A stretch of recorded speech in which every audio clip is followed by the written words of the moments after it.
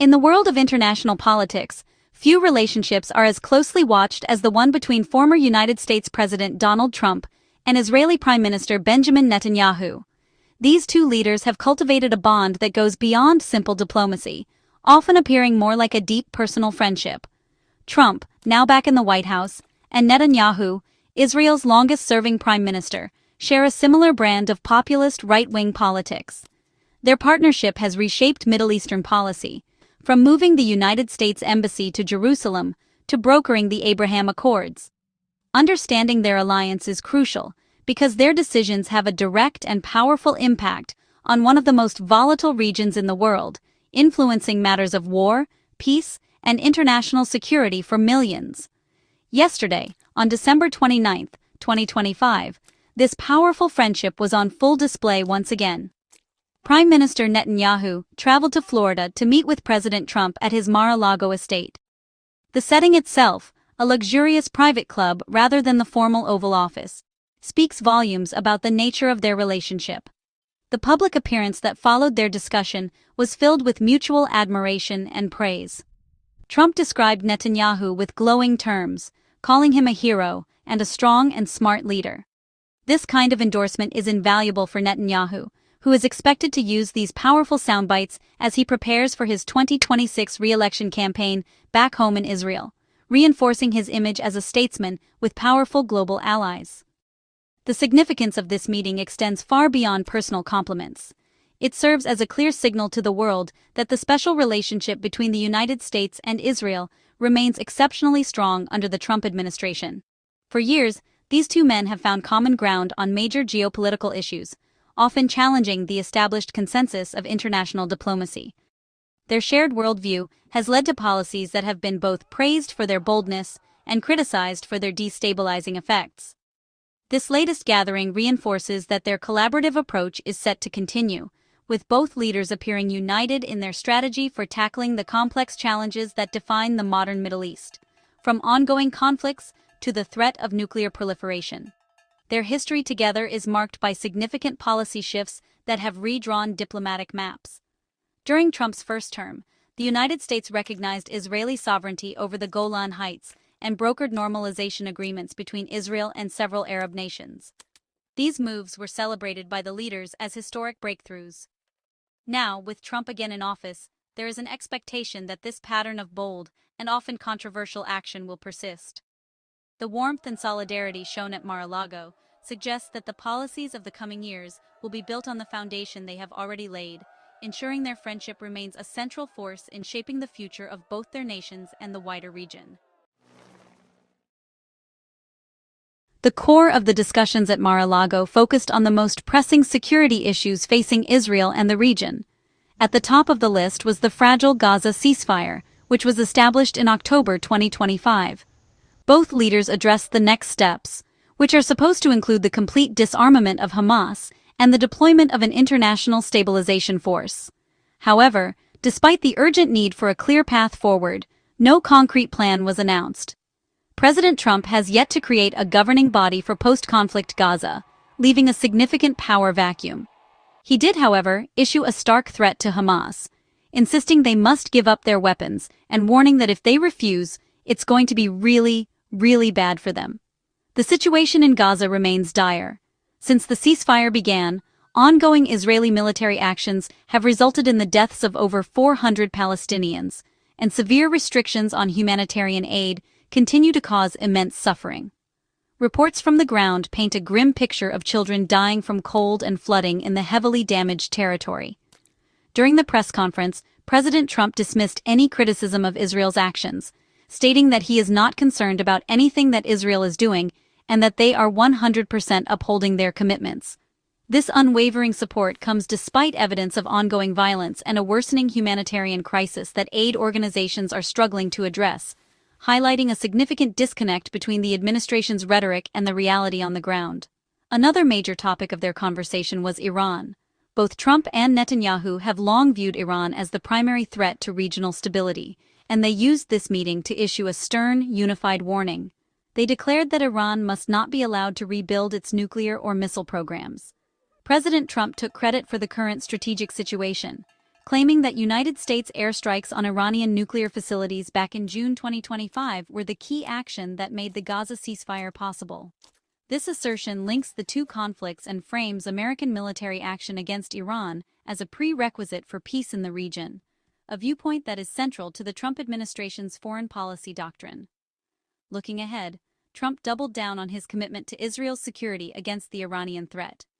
He pledged to support any future Israeli strikes against Iran's missile program and stated that the United States would act immediately if Iran moved toward developing a nuclear weapon. This promise of direct American military backing is a powerful assurance for Israel, which is widely believed to possess its own undeclared nuclear arsenal. For its part, Iran continues to deny that it is seeking nuclear weapons and has refused to negotiate on its defensive missile program. The strong language from Trump and Netanyahu escalates the already high tensions, placing the entire region on high alert for potential future confrontations. Beyond the pressing matters of regional security, the meeting at Mar-a-Lago served as a powerful platform for President Trump to demonstrate his personal loyalty to Prime Minister Netanyahu. This support comes at a critical time for the Israeli leader, who is currently facing a serious corruption trial in his home country on charges of bribery and fraud. In a remarkable public statement, Trump openly advocated for Netanyahu to receive a presidential pardon in Israel. He even claimed that Israel's president, Isaac Herzog, had told him a pardon was on its way. This assertion, however, was quickly contradicted by Herzog's office, which issued a statement denying that any such decision had been made, creating a moment of diplomatic awkwardness. This public push for a pardon is an extraordinary intervention in another country's domestic legal affairs, but it underscores the depth of Trump's commitment to his ally.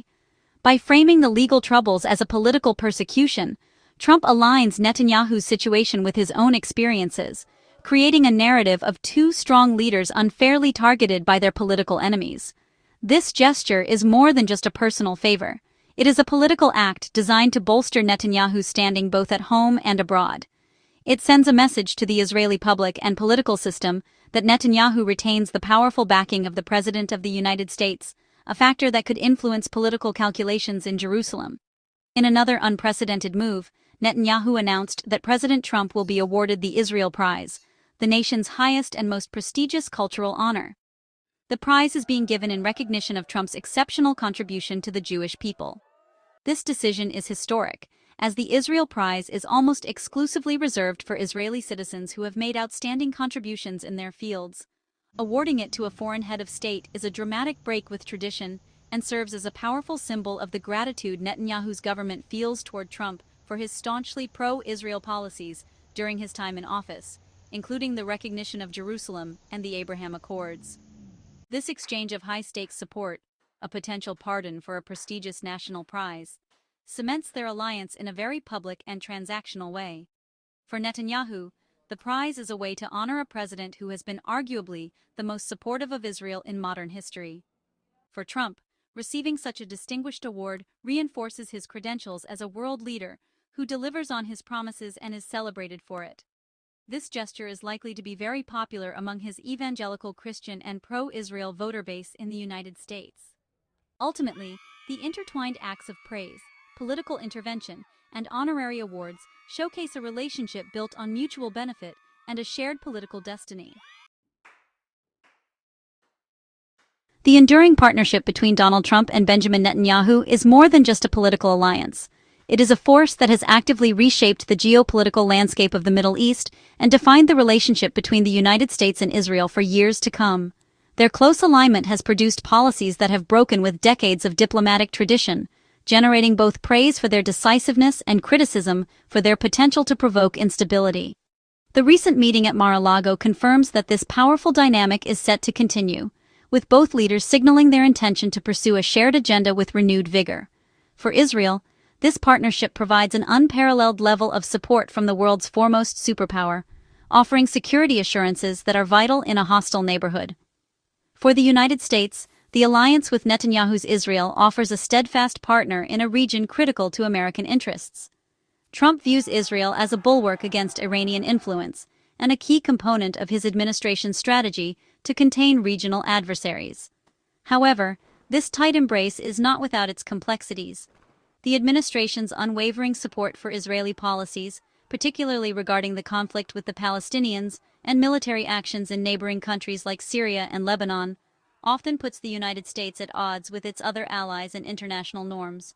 Trump's encouragement of a rapprochement with Syria's new leadership, for instance, clashes with Netanyahu's more cautious, security-focused approach, revealing subtle but important differences beneath the surface of their unity. The long-term consequences of this deep-seated partnership are still unfolding. Supporters argue that their bold actions have created new opportunities for peace, as seen with the Abraham Accords, which normalized relations between Israel and several Arab nations. They believe that a strong, unapologetic stance is the most effective way to ensure security and deter aggression. On the other hand, critics worry that this approach undermines the prospects for a two-state solution with the Palestinians, alienates key allies, and risks escalating conflicts, particularly with Iran. The lack of a clear, diplomatically backed plan for post-war Gaza is a prime example of a challenge that strong rhetoric alone cannot solve. Ultimately, the Trump-Netanyahu relationship is a defining feature of our current era. Their shared political style and common strategic goals have forged a bond that transcends typical international relations. As they navigate the complex crises in Gaza, Iran, and beyond, their decisions will continue to have profound and lasting consequences for both their own nations and the world at large. The solidarity on display in Florida sends a clear message that, for the foreseeable future, the paths of the United States and Israel will remain deeply intertwined, steered by the unique and powerful friendship of these two leaders. The world will be watching to see where that path leads.